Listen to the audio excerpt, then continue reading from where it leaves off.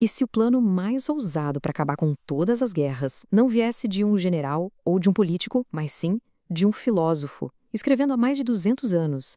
Pois é, em 1795, Immanuel Kant publicou exatamente isso, um guia para a paz perpétua.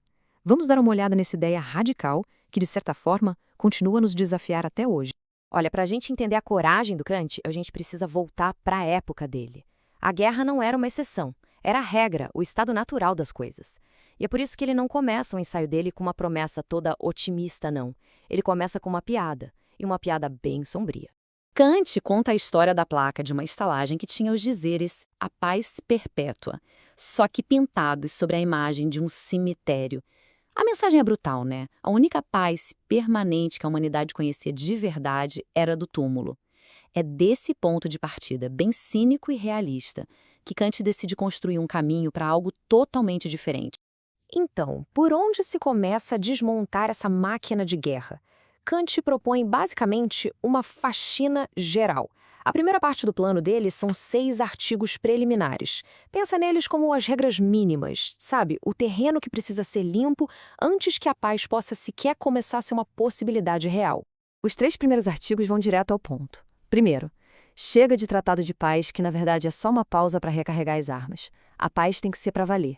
Segundo, uma ideia que para a época era revolucionária. Países não são patrimônio de ninguém. Não podem ser dados, trocados ou vendidos como se fosse uma fazenda. E terceiro, acabar com os exércitos permanentes, que para ele era uma provocação constante e um incentivo para sempre arranjar um motivo para usar. Já os 3 artigos seguintes focam num elemento bem frágil, mas essencial: a confiança. Kant proíbe que países se endividem para financiar guerras, um sistema que torna o início de um conflito perigosamente fácil. Ele também exige respeito total pela soberania interna de outros estados. E talvez o mais importante, ele diz: joguem limpo, mesmo na guerra, sem assassinatos, sem espionagem, sem táticas que destruam qualquer chance de se acreditar na palavra do inimigo quando a paz for negociada lá na frente. Ok, depois de arrumar a casa com essas regras preliminares, Kant começa a construir a estrutura da paz de verdade.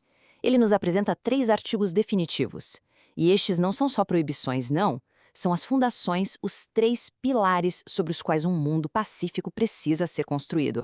O primeiro pilar é que todo Estado deve ter uma Constituição republicana. A lógica aqui é simplesmente genial. Se a decisão de ir para a guerra depende do consentimento das pessoas que vão lutar, que vão pagar mais impostos e que vão sofrer as perdas, bom, elas vão pensar 2, 3, 10 vezes antes de embarcar num jogo tão nefasto como ele mesmo diz. A guerra deixa de ser um capricho de um rei e passa a ser uma decisão do povo. Mas um detalhe super importante. A palavra república aqui é chave. O que Kant quer dizer com ela é bem específico.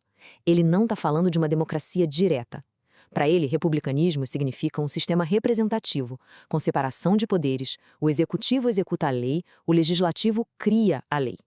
Ele via a democracia direta como uma forma de despotismo, onde a maioria podia simplesmente atropelar a minoria sem nenhum freio. O segundo pilar é uma federação de estados livres, e esse ponto é crucial. Kant não estava propondo um governo mundial, muito pelo contrário. Ele imaginava uma aliança voluntária, tipo um clube de nações republicanas, que concordam em resolver suas tretas de forma pacífica para garantir a segurança e a liberdade de todo mundo, mas sem que ninguém precise abrir mão da sua soberania. E o terceiro pilar, nossa, parece que foi escrito ontem, é o direito à hospitalidade universal. Kant diz que, já que a gente divide o mesmo planeta, todo mundo tem o direito de visitar outros lugares. Mas ele faz uma distinção bem afiada. É um direito de visita, para promover o comércio, a troca de ideias, não um direito de conquista. É uma crítica direta ao colonialismo da época dele que confundia visitar com dominar. Tá bom. Repúblicas, uma federação pacífica, hospitalidade universal. É fácil a gente pensar. Lindo no papel, Kant, mas totalmente irrealista. E o mais incrível é que o próprio Kant meio que concordava. Ele não confiava na bondade humana para fazer o plano dele funcionar. Ele tinha uma carta na manga. É aqui que a coisa fica realmente interessante. Kant argumenta que a gente não precisa depender da moralidade das pessoas para alcançar a paz. A própria natureza, com o que ele chama de curso mecânico, está nos empurrando nessa direção, quer a gente queira ou não. E como isso funcionaria? Primeiro, a natureza usa a própria guerra para nos forçar a ocupar o planeta inteiro. Segundo, e aqui está o golpe de mestre, ela usa o nosso egoísmo contra nós mesmos. Kant diz que organizar um Estado é um problema que dá para resolver até para um povo de demônios, contanto que eles sejam inteligentes. Por puro interesse, para não se destruírem, eles criariam uma república para se controlar. E, por fim, o espírito do comércio. O comércio precisa de estabilidade, de confiança. Cedo ou tarde, ele se torna mais poderoso que o instinto de guerra, forçando as nações a cooperar. Com essa garantia da natureza nos guiando, Kant adiciona um último toque, quase um anexo que ele chama, com uma piscadela, de artigo secreto para a paz perpétua. O artigo é bem simples. Os estados deveriam ouvir os filósofos.